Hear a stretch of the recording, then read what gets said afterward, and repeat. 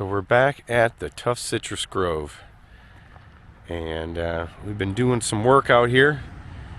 It's the middle of March 2024, and I'm going to give you guys an update on how everything's doing out here, and also go back into the hidden citrus grove that we got back in the woods. But got most of the painting finished on the office slash command center, and we got the second coat of the dark gray on there, and then the white. And I mean, if you guys know anything about these sheds, they're not really meant to last. They're basically like a cardboard box, and if you really wanted to last, get some really good paint and seal them up. Just keep loading it up every year, you know, at least every other year. You know, put a good coat of paint on there, and that'll just seal everything all up, make it last a little longer.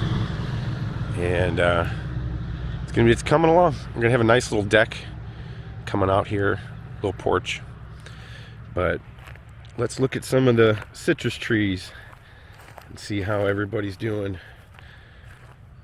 And you can kind of see the rows that we've got, kind of looking down the rows. This is a Carolina lime that really started waking up pretty early. Much earlier than all the other ones.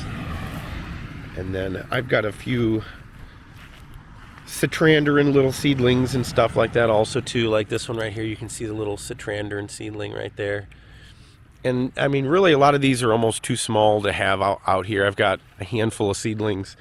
They really should probably be in pots until they get a little bit bigger and then put out here.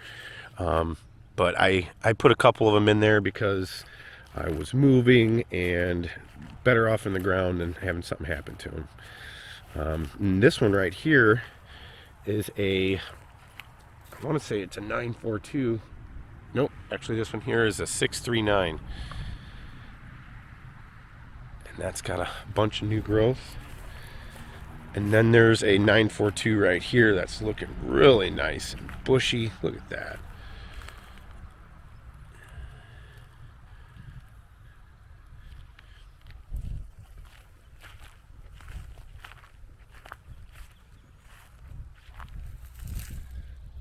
X639. This is an X639 citrandarin. This is a citrandarin that was created out of South Africa in the 1950s. It's supposed to have some really cool looking fruit, and I'm hoping it's going to taste really good. Most of the citrandarins that I've tried are pretty good, and they got different flavors to them. So hoping on it. And it's a Cleopatra mandarin crossed with Trifolia. And I think this one here is a 942. Let's see. Yep, 942. These are all ones that I put in the ground same time a year ago, last year, and you can see it's got all kinds of new growth growing on it.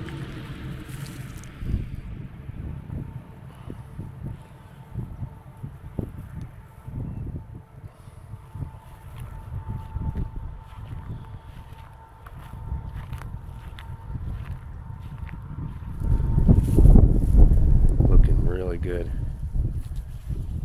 I think this one's a 942 also. Let me double check. Yep, that's a 942.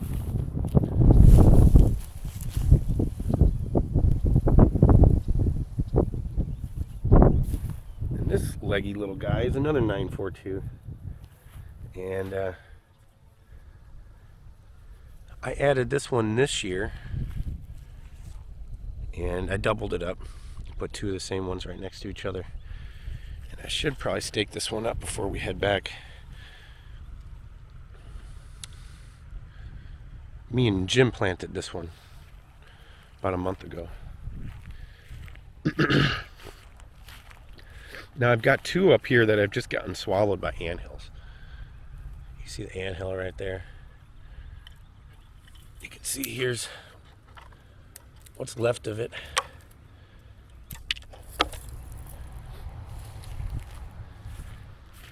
And these ones weren't looking really good even at the end of summer. But yeah, it's just anthills. Had my kids help me with some of the fertilizer and stuff, but you never know. Something might grow back in there. It's got a little bit of new growth. Let me move this out of the way. You can see it's got, this one actually has just a little stick that survived some dead branches, but if you can see that, you see there's some new growth growing out of that one. So hopefully a little bit of fertilizer. I think the ants have moved on. Yeah, they're not even in there anymore.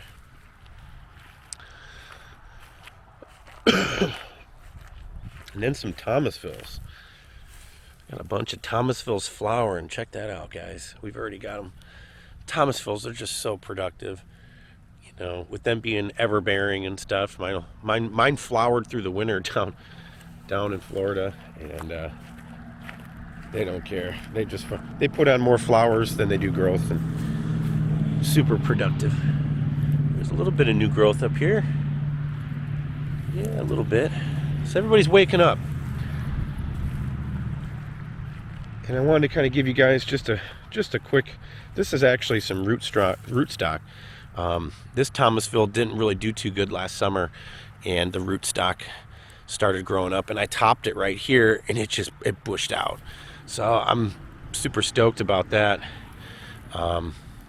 This here is a hybrid, so I'm looking forward to seeing what that is. And plan is to probably take one of these branches right here and eventually graft Thomasville back onto it, and maybe Thomasville, Sinton, and maybe, I don't know, maybe a Nippon or some other type of, kumquat hybrid, something like that.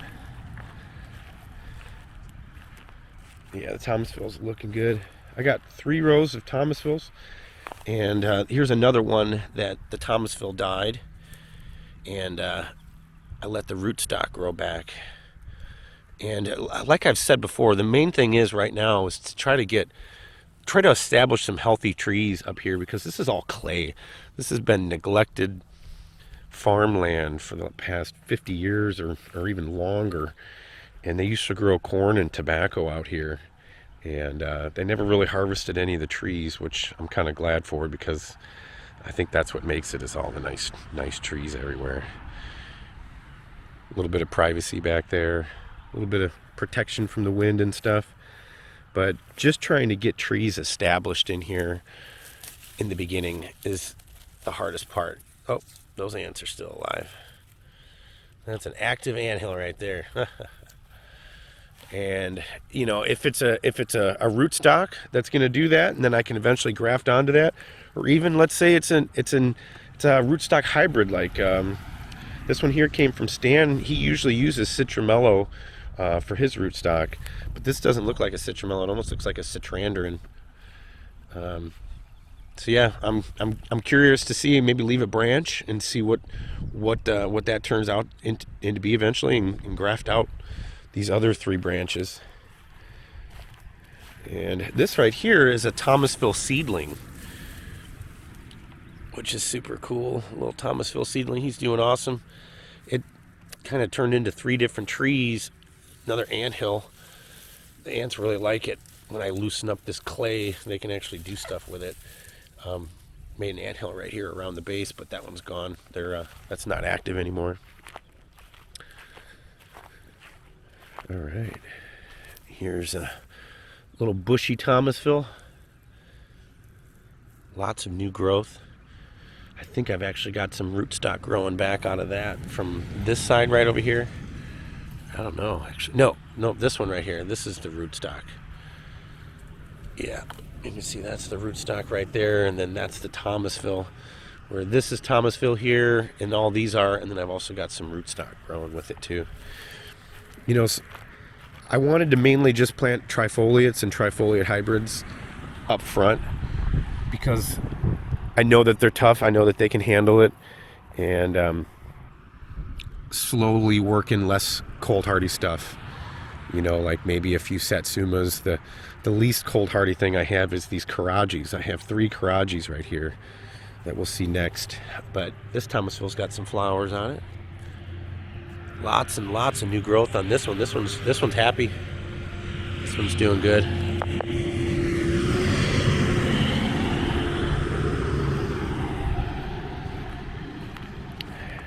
see another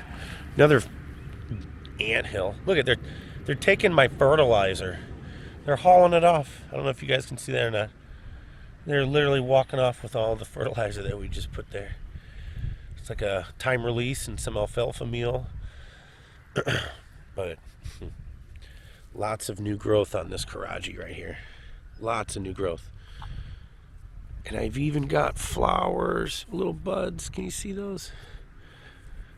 Both of the Karajis are flowering. This one, and if you guys remember the one that I hit with the weed whacker by accident last year, I think I showed you guys. I thought it was dead. It started having some rootstock growing back, and I left it because I didn't know if it would survive. I needed a backup. You know, I guess I got some rootstock over here as a backup. But look where I wrapped this whole thing in grafting tape. You guys see that? I ringed it. I was weed whacking in here. The weed whacker hit this wood stake I have and pulled me right at it and just ringed it. But it's actually alive and it's doing good. And it's full of flowers. Look at all the flowers. That is awesome. They're almost starting to kind of open up, letting the bees get in there. There's a little spider in there. He's kind of webbed it up. One of the things I'm bummed out about is I forgot to spray everything last night with neem oil, and we're heading out today, so I'm going to have to do it. I'm really going to have to do it one of the next times I come. I wanted to do it this trip because all this new growth can get hit with a bunch of bugs and stuff. And you got to do it at nighttime, otherwise you've got like wet oil that just cooks the leaves in the sun. I've done it. It sucks. But this is the third Karaji right here.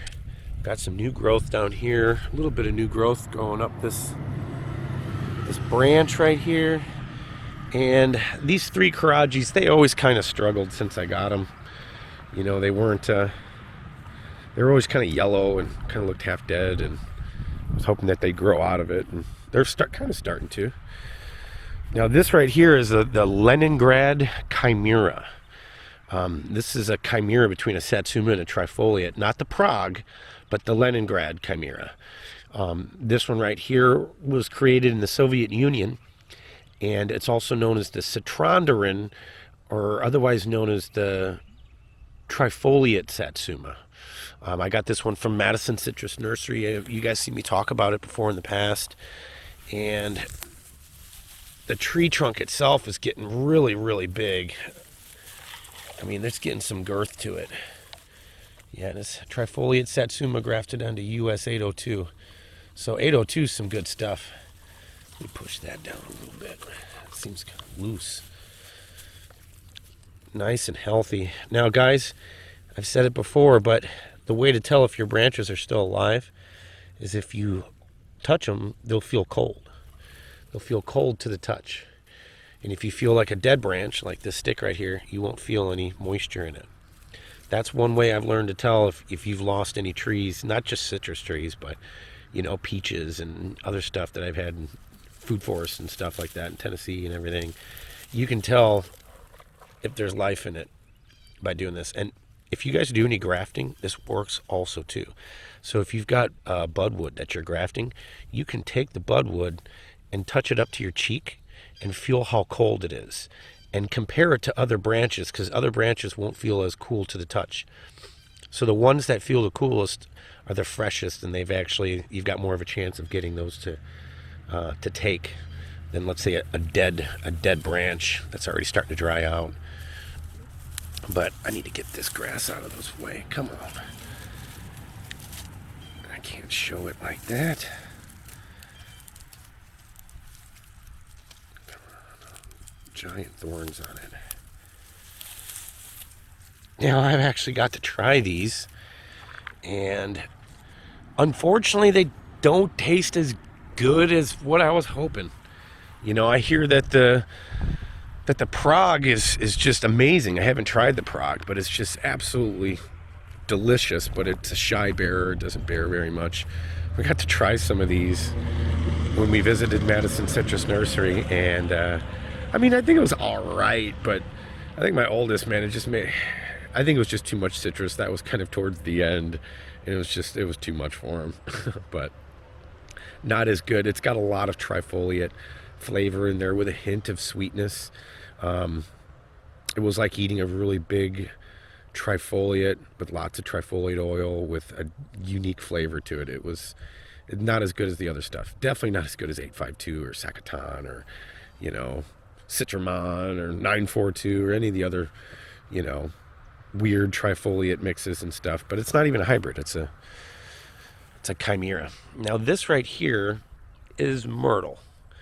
This is my Thomasville that I grew on my porch, and I wanted to kind of give it a jump start. I had it in my porch in Myrtle Beach, and it did so good. And every day I'd go out on my porch to have a cigarette, and I'd see my little tree, and I'd hang out with it and look at these flower buds. We got nice buds growing on her right now. I'm so happy about that. And a lot of the trifoliates, what's cool about it is they'll go dormant. And the way they go dormant is they lose all their leaves. They just look like sticks. Some of the sticks don't make it. Obviously it doesn't feel cool to the touch, but when you touch it here, it feels cold, from the night before. But it comes back really strong in the spring. It'll flush out and have tons of new growth. And that's one of the ways it's able to survive the cold so good. It goes dormant. It locks all that juice up. It pulls it out of the leaves. It drops the leaves, and stores all that nutrients and all that juice down inside of it, into the roots and into the trunk, and goes to sleep for the wintertime. Then starts to wake up. Your oranges, your lemons, they don't do that. Even kumquats, they really don't go dormant like a trifoliate. Now this here is a Sinton. And look at this. It's already got buds. Let me come on the other side so you can see it better. We've got flower buds. Yay. Look at that. I've got a bunch of stuff flowering. So far up front, we've got Sinton, Thomasville, Karajis, and I think that's it. I think that's all that we've got flowering up front. But that's awesome. 1 year in the ground as of right now. We put a lot of this stuff in the ground a year ago. And we're already getting good growth, flowers, and have some fruit on them.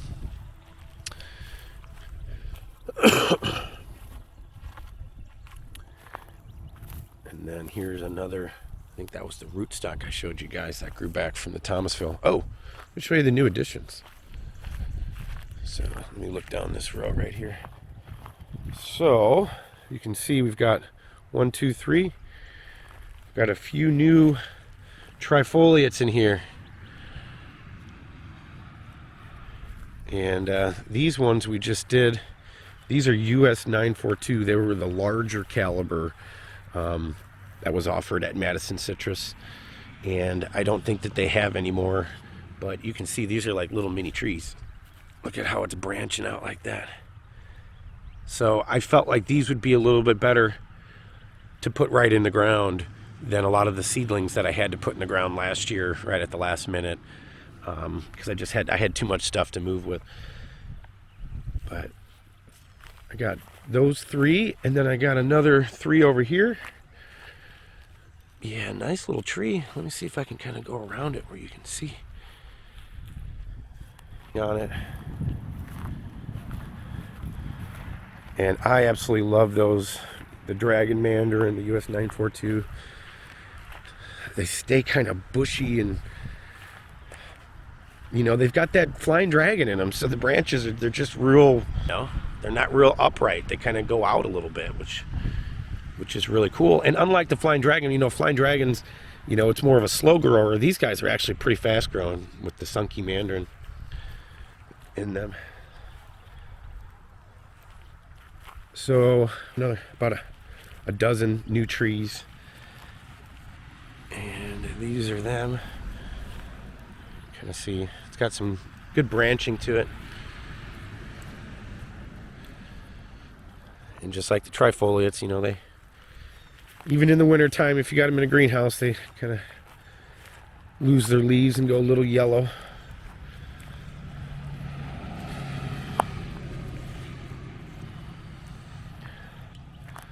And then I've got, I'll show you those real quick. And then we put 3 more US 942s right here where I have some seedlings. So up front, we've added 9 US 942s to the front grove. And I don't think we replaced any. Did we replace? No, we added one over there, and then we added these over here. So we've added nine new trees to the front that we just planted yesterday. And you can see I've got really crap clay soil. So we dug the hole out, left the clay over here, and then backfilled it with a good bag of potting mix. And this right here is a little seedling that he doesn't grow fast enough. I almost worry about him.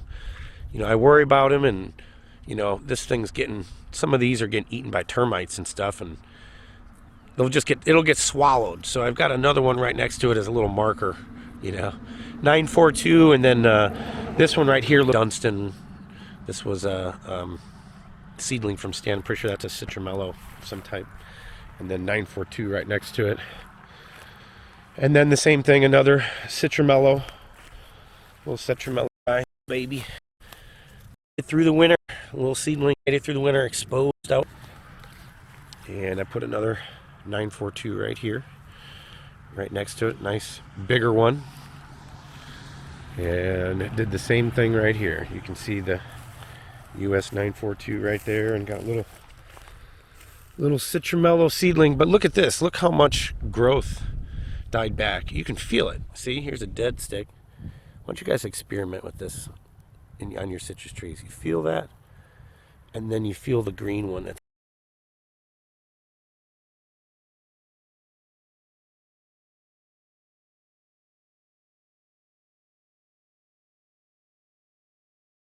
got growth on it.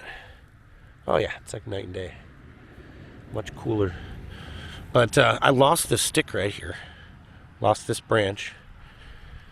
That's up to almost to my chest on this seedling. But I've got new growth growing back down here. I got 2 little side branches, and this one's starting to kind of shoot upwards. So hopefully it'll do good. A lot of these guys, I mean, I watered them, hand watered them through the summer, up until the beginning of summer last year.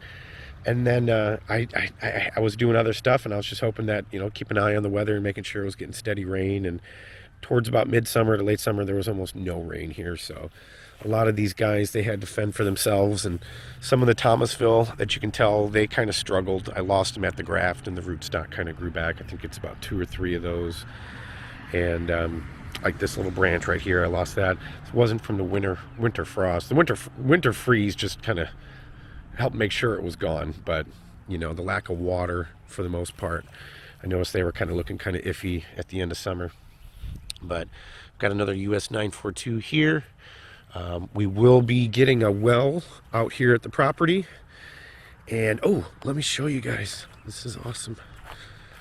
We're gonna have a well out here and some irrigation for all the trees.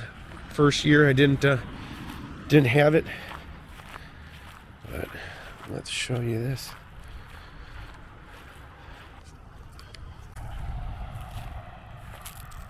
There it is.